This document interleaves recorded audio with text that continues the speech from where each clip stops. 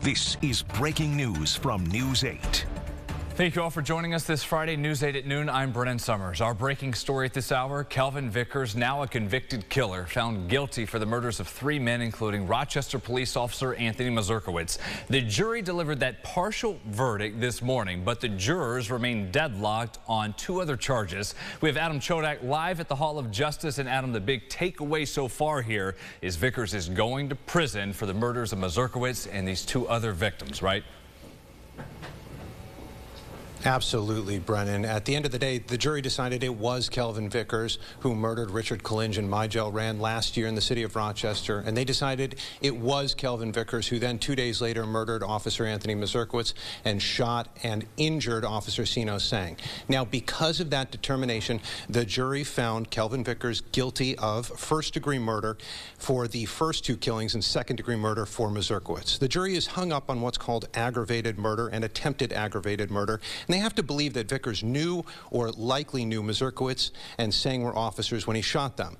That would come with life in prison without parole. Now, even though the prosecution might not get a guilty verdict on that, the Monroe County District Attorney and the Rochester Police Chief, they said they are pleased with this partial verdict. Right. We discussed it last night. They knew that taking a partial verdict was something that we may be doing today. They were very supportive. Right now the jury has found Kelvin Vickers guilty of murder in the second degree for the killing of Officer Mazurkowitz. And if you look at that and the attempted murder against Officer Sang, the possession of the weapon on that indictment alone, he's looking at 65 to life. Well, it should be letting the officers know that, the system does work and people will be held accountable. Right now, even as we're here, as we speak, I have officers out there on the street that are running towards gunfire that don't know if they're going to go home tonight. This continues 24 hours a day, 7 days a week. The members of this department are putting their lives on the line for our community.